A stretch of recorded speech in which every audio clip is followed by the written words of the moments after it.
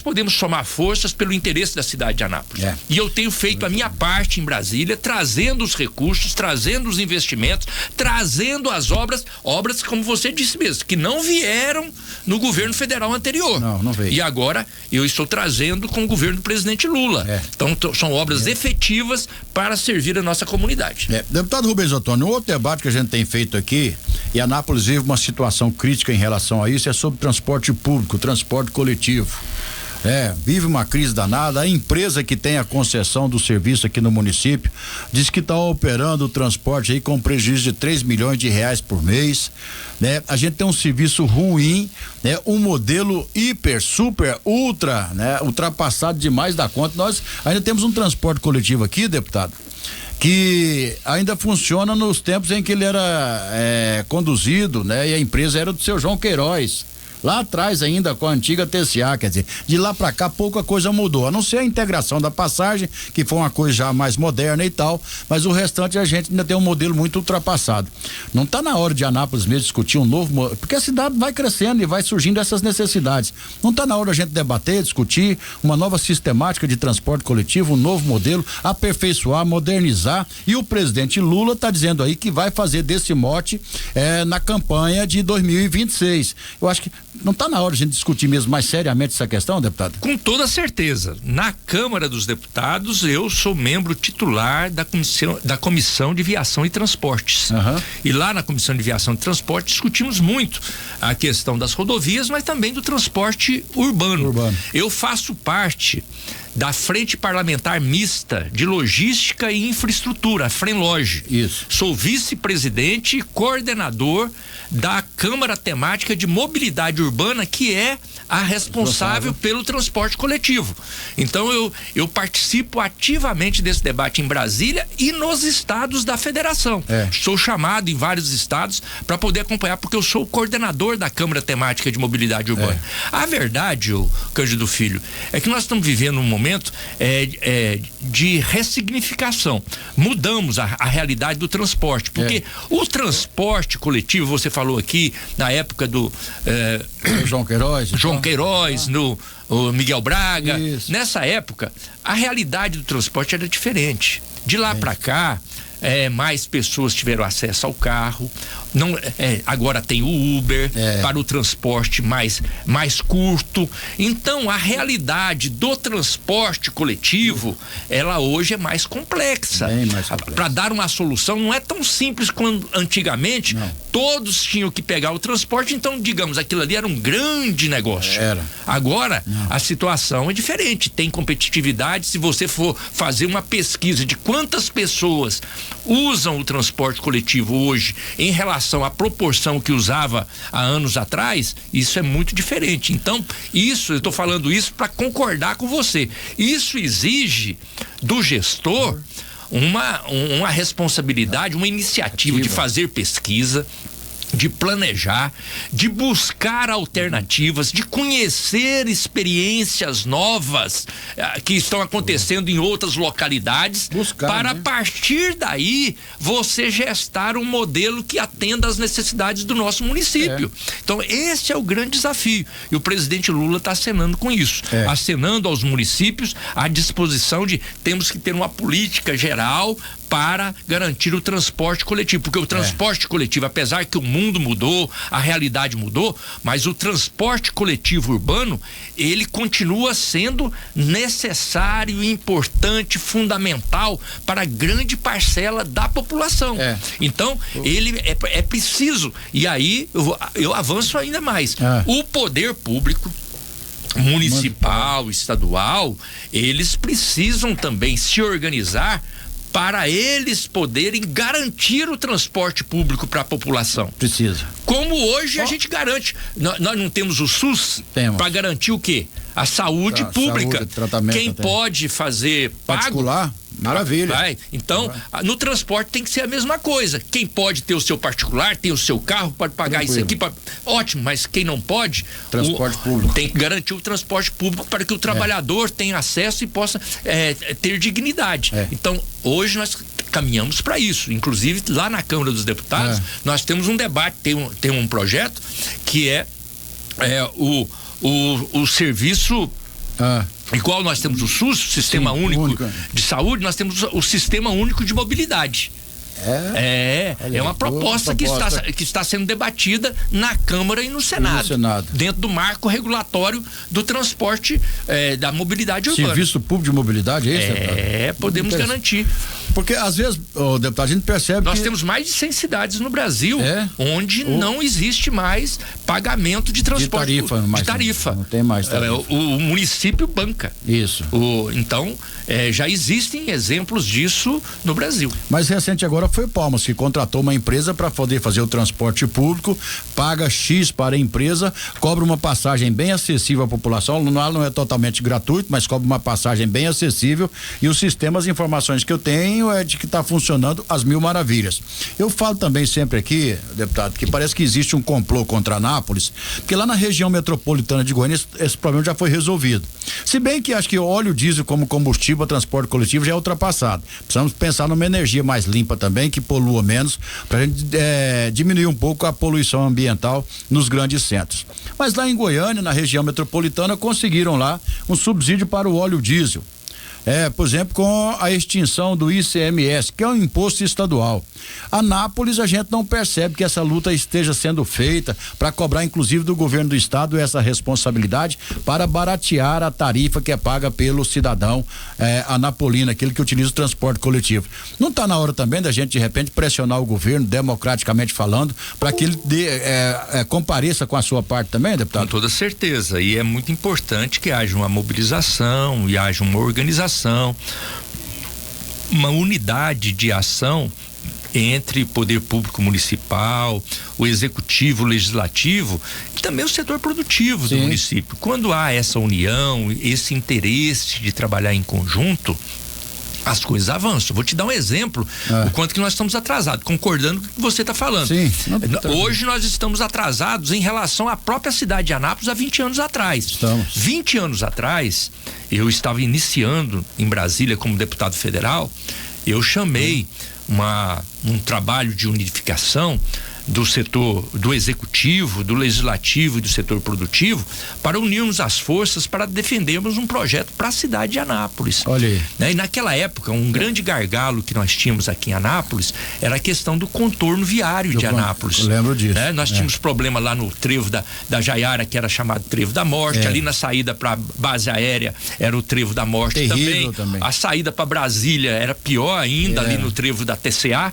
Então, no DAIA, então, nem se fala, que era um desespero.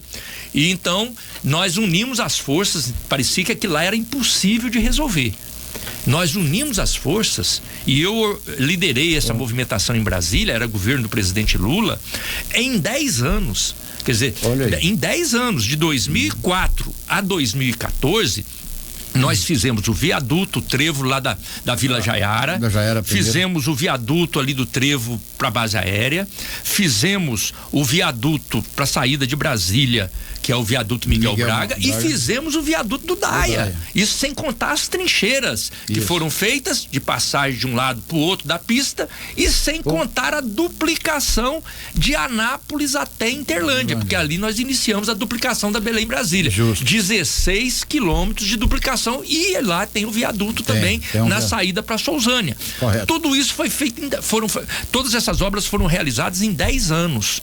Por quê? Houve unidade aqui das lideranças e, é claro, houve um governo federal também receptivo, que teve disposição de garantir o recurso. E eu estava lá também para poder fazer esse trabalho. Ora, o governo federal receptivo, disposto a fazer isso, continua lá. O governo do presidente Lula retornou e ele tem essa disponibilidade. Eu estou lá para defender a cidade de Anápolis. Agora precisa ter essa unidade das lideranças, precisa haver o interesse das lideranças, mas às vezes as lideranças pensam pequeno, falam assim, mas se a gente fizer isso, aí vai dar divulgação, vai para fulano, para ciclano, para o governo federal, vai falar que o governo federal, o que que o Lula tá fazendo não sei o que para Anápolis. Nós não podemos pensar assim, Não podemos né, pensar assim. Ou o deputado Rubens Ottoni é que vai ser beneficiado com isso. Politicamente só ele que ganha, porque ele tá aparecendo então não vamos mais. mexer com isso. Então, agora, quando a gente une as forças, todos ganham. A cidade de Anápolis, naquela época, em 10 anos, além de tudo isso que eu falei para você que nós fizemos no setor rodoviário,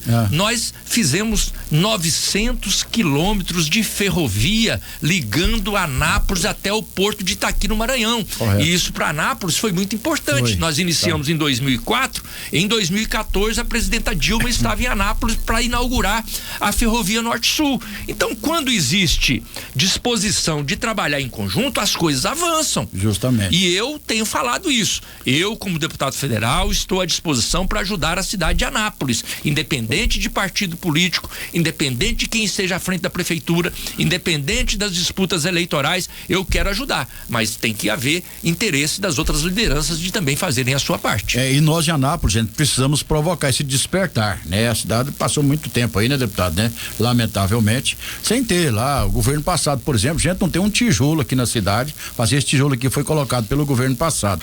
Precisamos recuperar esse espaço que nós perdemos. Bom dia, Candinho, bom dia, PH, bom dia, deputado Rubens Ottoni, e a todos os ouvintes aí do programa Rádio Debate da Nova FM.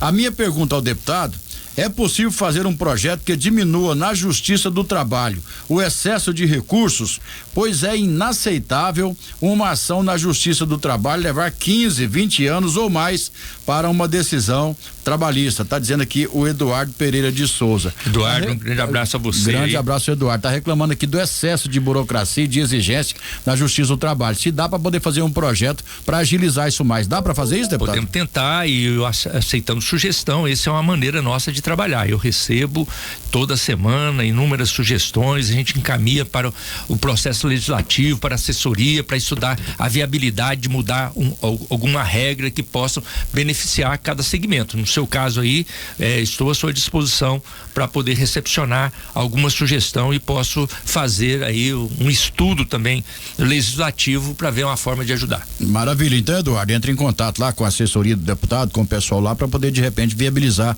algum projeto em relação a isso. Deputado, uma outra coisa também, acho que o governo deve concentrar os esforços e está assim se esforçando para poder conseguir passar lá no Congresso aquela que eu considero uma das principais pautas do governo esse ano, que é a isenção do imposto de renda para quem ganha um salário de até R$5.000. Parece que o pessoal do Centrão está dificultando e tal, porque na realidade já começa o embate político para a campanha eleitoral do ano que vem. Você acha que essa deve ser a principal pauta mesmo do governo e a perspectiva de hoje a gente conseguir essa aprovação dessa matéria lá no Congresso, hein, deputado? Eu não diria que é a principal pauta, mas eu diria a mais urgente e atual. Por quê? Porque já devia ter votado. Já. O governo, o presidente Lula apresentou esse projeto no início do ano. Lá atrás, isso. Em fevereiro. Esse projeto chegou na Câmara, então e está em tramitação, mas é aquela velha história. Aí tem gente que quer atrasar porque se for aprovado o governo vai tirar proveito. É mais ou menos igual as obras aqui em Anápolis. Se a obra avançar, de repente o deputado Rubens Ottoni é que vai tirar proveito, aí vai ali devagarinho, sem ter aquela disposição. Então, nós estamos trabalhando em Brasília para que esse projeto seja aprovado. É um projeto importante, isenção do imposto de renda para quem ganha até R$5.000 por mês. E isso já está amadurecido na casa, já teve todo o trâmite necessário, todo o debate, só falta votar. E nós estamos trabalhando para que ele entre na pauta o mais rápido possível. Pois é, o pessoal quer votar primeiro a anistia, está mais preocupado lá com a situação do Bolsonaro do que realmente beneficiar aquela parcela mais carente da população, aquela que recebe os salários mais baixos, até R$5.000 de isenção de imposto de renda, né? Quer dizer, no Brasil tem uns fenômenos muito estranhos. E até porque se falar que está esperando votar o da anistia para votar o do imposto de renda, significa que não vai votar o do imposto de renda, porque o da anistia não vai ter, porque na verdade não existe projeto da anistia. Esse projeto que eles falam da anistia é da impunidade, né? É o projeto da tentativa de garantir a impunidade para aqueles que cometeram crime contra a democracia, contra a nação. Atentado contra a Constituição. Então, isso não prospera. né? Então eu já falava isso há 3 meses atrás e falo de novo. Mas será que vai votar? Não vai, porque isso aí não prospera, inclusive é inconstitucional. Mas então por que estão falando desse assunto? É para manter o exército, os militantes, né, da causa ali ativos e esperançosos, mais ou menos como aconteceu aí lá atrás, o pessoal na porta dos quartéis fazendo oração, pensando que um disco voador viria para poder vir resolver o problema e fazer isso ou aquilo e tirar o presidente Lula e colocar não sei quem no lugar dele. Então são coisas assim que só para tentar iludir as pessoas, para poder ter um discurso na rede social. Então isso não vai acontecer. Então nós precisamos aprovar aquilo que é possível. O que hoje na realidade, na pauta, nós queremos aprovar a isenção do imposto de renda para aqueles que ganham até R$5.000. Isso vai atender meia dúzia de pessoas? Vai atender uma família? Não. Vai atender milhões e milhões de pessoas. Isso que interessa. Aí o pessoal está querendo discutir uma coisa para atender só uma família ou só algumas pessoas que estão ao redor.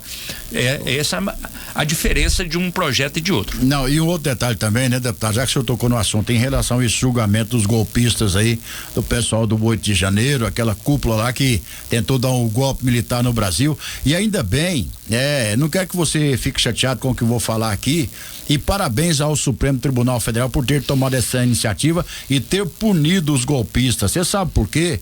Porque se esse pessoal de repente tivesse sido absolvido, a gente ia ter uma tentativa de golpe todo dia no Brasil, isso ia criar um precedente muito perigoso. E ainda bem que o Supremo se atentou para isso. E outra coisa, não tem perdão mesmo esse negócio de atentar contra a Constituição, porque olha, todo mundo quando vai assumir um cargo desse aí faz um juramento à Constituição, e eles desobedeceram, jogaram na lata do lixo esse julgamento, por isso é que foram punidos. Então a gente precisa reconhecer isso também, né, deputado?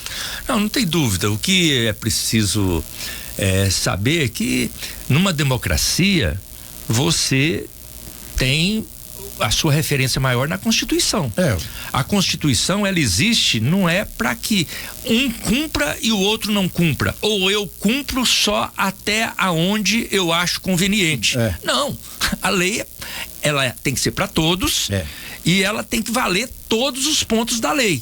Então a Constituição, essa Constituição que existe no Brasil, essa é uma Constituição que prevê 3 poderes: o Executivo, o Legislativo e o Judiciário. Cada um tem a sua função e cada um tem a sua autonomia. Então o que o Executivo cumpre, eu posso até não concordar. Você acha que eu concordo com tudo que se faz aqui na Prefeitura de Anápolis? Não. Você acha que eu concordo com tudo que se faz no governo estadual? Não. Você acha que, mesmo no governo federal do presidente Lula, você acha que eu concordo com tudo? Também não. Agora, não é por isso que eu vou propor extinguir o poder executivo. Mas tem gente que faz isso com o poder judiciário. E tem gente que faz isso, inclusive, com o poder legislativo. Já fizeram manifestação em Brasília para fechar o Congresso. Então, isso é contra a Constituição. Não, tem gente que vai fora do país para poder fazer lá manifestações contra o Brasil. Então, isso aí é atentado à democracia. E depois não querem ser punidos? É a hora. Não, e uma outra coisa também, deputado Rubens Ottoni, isso precisa ser pedagógico também. Porque nós fazemos parte de uma geração, tá certo que foi uma geração logo após o golpe militar de 1964, e a gente sabe a dureza que é viver sob uma ditadura militar. As novas gerações precisam entender como é que é viver numa ditadura. Isso precisa, essas informações precisam chegar para essa parcela mais jovem da população, dessas gerações que estão chegando aí, até para eles terem uma ideia das consequências, né, deputado? Então a gente precisa continuar falando sobre isso, né, deputado? Tem dúvida nenhuma. E aí o alicerce de um mundo melhor, o alicerce de uma vida digna para as pessoas é a liberdade, a democracia. E a liberdade, a democracia, ela tem regra. E a regra tem que ser para todos. E quem que organiza isso e quem é a diretriz? É a Constituição brasileira. Então nós temos que seguir a Constituição brasileira. Quem não segue a Constituição brasileira está sujeito a ser penalizado.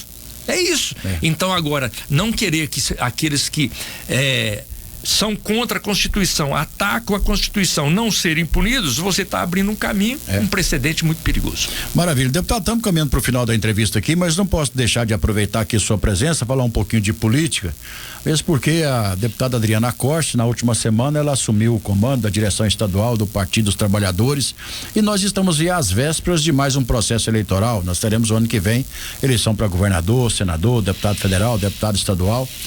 O PT já trabalha essa agenda de 2026. O senhor tem conhecimento do posicionamento da deputada Adriana Costa sobre como é que vai ser o comportamento do partido? Parece que está caminhando para que não tenha uma candidatura própria ao governo, vai se aliar a um projeto mais condizente com aquilo que pensa o partido. O que vocês pensam sobre a eleição do ano que vem, deputado? Não, eu acho que a tendência é ter candidato. É ter candidato? É ter candidato por quê? Porque tem uma hipótese e que eu gostaria até que acontecesse, que é de nós termos um candidato de outro partido,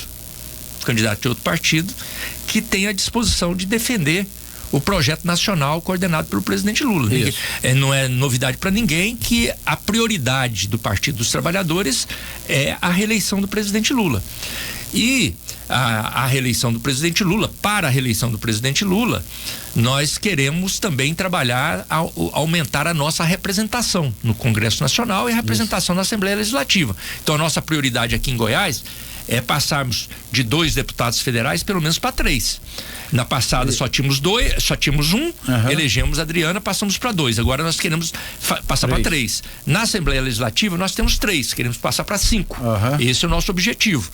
Agora, na questão de governo e de Senado, se nós tivermos candidatos a governo, candidatos a Senado de outros partidos que tenham a disposição de poder abraçar e defender o projeto da reeleição do presidente Lula, nós podemos até dialogar e fazer uma composição. Não tem problema. E lembra até que na vez passada que o senhor esteve aqui no programa, o senhor falava justamente isso, Candinho, o importante pra gente é garantir um espaço, um palanque para o presidente Lula. Agora, por que eu falei pra você, assim, não, a tendência é ter candidato, porque eu não vi até agora algum candidato de outro partido que expressasse esse sentimento. Sim. Mas espero que sim. Temos tempo para isso, né? Temos tempo e vamos dialogar e vamos buscar essa aliança. Agora, se não tivermos um candidato de outro partido que venha para o projeto, defender o projeto do presidente Lula, a tendência é que nós tenhamos também candidato a governo e a Senado. Justamente. E vocês já pensam em nomes aí ou não? Não, até porque a nossa prioridade é construir uma aliança com alguém que venha para apoiar o presidente Lula. Tá certo. Então atenção vocês aí que são candidatos aí. Se de repente tiver dentro desse perfil aí, tem chance de começar essa conversa. Rapidamente aqui, deputado, temos algumas perguntas de ouvintes aqui. PH, Candinho, bom dia. Pergunta aí pro deputado Rubens Ottoni sobre a verba lá, aquela emenda parlamentar do feirão da Vila Jaiara. Tá perguntando aqui o Wilson, que mora na região. Sei que o senhor tem uma emenda lá de 1 milhão, o Wilson lá da Vila Jaiara. Wilson, é 1,5 milhão, né, deputado, aqui lá? Exatamente. Na realidade tem mais dinheiro, porque ele já tá rendendo juro. Já está disponível na prefeitura que está rendendo juros. Na verdade, esse recurso chegou na administração anterior. Aí falava que era por causa da administração anterior que não fez. Agora entrou a administração atual, também não fez. E aí eu tenho cobrado. Não apenas esse recurso, mas outros recursos de emenda parlamentar. Estou vendo aqui, checando aqui, 2.150.000 já. Tá nessa conta aí. Já está disponível, porque rendeu juro. Rendeu juro. Então, o recurso que eu coloquei de 1.500 já tem 2.150. Lá, a ideia era fazer um mercado municipal. Isso. Agora, se não for fazer o mercado municipal, o boato é que o prefeito não é a favor do mercado municipal, então que faça a recuperação do feirão. Para poder fazer alguma coisa digna para a população. Mas alguma coisa precisa ser feita. E o recurso tem. O recurso está disponível, a emenda da minha autoria está disponível, está na conta da prefeitura e nós temos cobrado a agilidade da prefeitura para executar essa obra. Ô Wilson, então cobre do prefeito Márcio Correia, a hora que ele aparecer aí na Jaiara, que for gravar um daqueles vídeos lá, você aproveita e faz a cobrança. Ele fala, prefeito, grava um vídeo aí sobre o feirão da Vila Jaiara, porque o deputado Rubens Ottoni falou que o dinheiro já tá na conta, inclusive já tem mais porque rendeu o juro lá, tá em 2.150.000 reais. Candinho, bom dia. Candinho, pergunta pro deputado Rubens Ottoni aí como é que está o andamento da federalização do aeroporto de cargas que não sai do papel. Senhor deputado, está dizendo aqui, a população anapolina está cansada desta novela deste aeroporto. Este aeroporto tem que entrar em operação, porque ele pode transformar num segundo DAIA, em atração de empresas e mais empregos para permitir uma melhor arrecadação para o município. Tá perguntando aqui o Eliezer Neiva, mas continua com a Infraero o aeroporto, né, deputado? Ô Eliezer, se você tivesse feito essa cobrança com tanta força há 20 anos atrás, já tinha saído, né? Porque esse aeroporto é do governo do estado. Justamente. Né? Do governo do estado. O governo do estado, ele fez essa promessa em 2002. Isso. Que faria, e de lá para cá, imagina, Eliezer, quantos governos estaduais passaram, de vários partidos, né? E nenhum deles, mais de 20 anos, não fizeram. Agora, esse ano é que a Infraero assumiu o aeroporto de Anápolis, esse ano, né? E pode ter certeza que não vai demorar 20 anos, não. Para resolver, né? O que o governo do estado não resolveu. Então, o aeroporto já está sob a responsabilidade da Infraero. E se você está convidado a ir lá, que já obras já estão sendo realizadas. E então, nós queremos que solucionar um problema que o governo do estado não foi capaz de solucionar para a cidade de Anápolis. Veja você, lá em 2002, nós fizemos eu falei aqui no início do programa, fizemos uma grande união das lideranças de Anápolis e nós fizemos todas aquelas obras da rodovia, essa duplicação até Interlândia, viaduto lá em Interlândia, viaduto na Jaiara, viaduto na saída para base aérea, viaduto na saída para Brasília, viaduto do DAIA, 16 quilômetros de duplicação, fizemos a ferrovia Norte-Sul, isso tudo governo federal. Eu, deputado federal, e o Lula presidente e a Dilma presidente. O que era para o estado fazer era o aeroporto de carga. Tá até hoje. E foi preciso agora entregar para o governo federal, para o governo federal ver se dá conta de fazer. E nós vamos fazer. Então, assumir esse trabalho, a Infraero assumiu esse ano o aeroporto e nós vamos levar adiante para que nós tenhamos a realidade, poder entregar o aeroporto de cargas, ter um aeroporto de cargas na cidade de Anápolis. Esse é o meu compromisso. Só para reforçar, e volta e meia a gente fala sobre isso aqui, não vai ser exatamente só um aeroporto de cargas, né, deputado? Eu acho que ali o projeto é bem mais amplo até, né? Nosso objetivo, a Infraero inclusive está remodelando, depende do governo do estado, porque uma parte da área que o governo do estado tem responsabilidade de passar para a Infraero, o governo do estado ainda não conseguiu passar porque ele tem problemas ambientais. Então o governo do estado tem que resolver os problemas ambientais para depois a Infraero assumir. Então a cobrança ainda continua com o governo do estado. E eu te pergunto isso, sabe por quê, deputado? Porque há poucos dias fizeram praticamente um comício lá no aeroporto falando que o governo do estado ia retomar, que não ia ficar mais sob o comando ou sob a influência da Infraero, porque as coisas não estavam andando. Por isso é que eu te perguntei até sobre isso, para poder ficar bem claro. Então continua com a Infraero e o governo do estado não tem cumprido com a sua obrigação em relação ao aeroporto. O governo do estado precisa entregar uma parte da área que ainda tem demanda ambiental, mas a Infraero, independente dessa área que o governo do estado ainda tem pendência, a Infraero já tem um projeto alternativo para mesmo na área liberada ele possa fazer avançar, mas a Infraero está aguardando o governo do estado, porque senão você precipita um projeto e poderia fazer o outro, mas a Infraero hoje é que tem a responsabilidade. Deputado, ainda em relação rapidamente que ao imposto de renda, a isenção para quem ganha até R$5.000, eu fico muito triste quando vejo alguém, pessoas pobres ainda, na parte baixa lá da classe assalariada e tal, se posicionar contra esse projeto lá no Congresso Nacional, ainda mais quando fala que para poder compensar aquilo que vai perder arrecadando imposto de renda de quem ganha pouco, que o governo vai estabelecer inclusive novas alíquotas para quem ganha mais, para quem ganha muito dinheiro.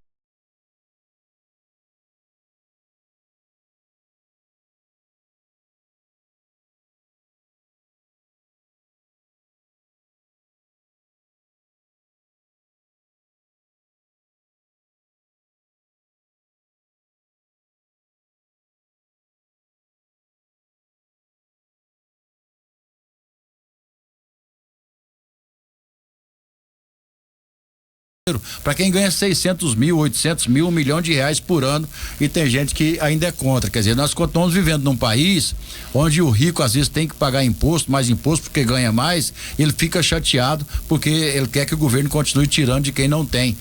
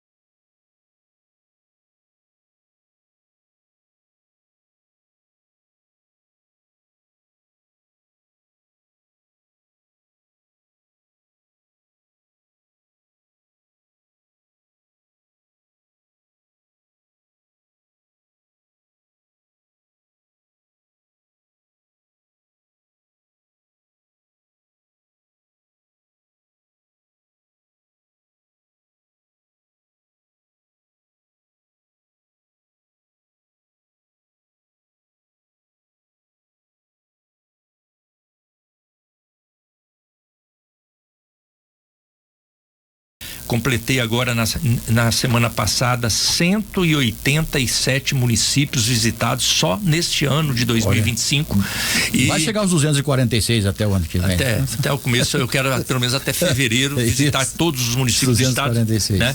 Então, esse ano eu já visitei 187 municípios. Então, às vezes o tempo não é, eu não tenho o tempo disponível, mas sempre que eu tenho tempo disponível, eu faço questão de vir aqui pelo respeito, pela consideração que eu tenho com o trabalho de vocês, por esse compromisso que vocês têm com a verdade, com a boa informação, e eu me sinto na responsabilidade de estar aqui para prestar conta, né? Para ouvir as críticas também daqueles que nos acompanham. Eu respeito muito aqueles que pensam diferente. Então eu estou aqui, estarei sempre aqui com você à disposição para cumprir esse papel. Muito obrigado a você e parabéns pelo seu excelente trabalho de jornalismo. E muito obrigado pelas suas palavras também, deputado Rubens Ottoni, que tem esse compromisso também com a cidade e com o povo de Anápolis. Se eu abraçar também e cumprimentar minha amiga, professora Geli, da assessoria do deputado Rubens Ottoni, e a professora Geli, que tem também uma participação muito ativa e muito marcante na vida da cidade, já foi vereadora, atualmente é presidente da Associação Pestalozzi, tem prestado um serviço inestimável ao povo de Anápolis. Muito obrigado também à professora Geli aqui pela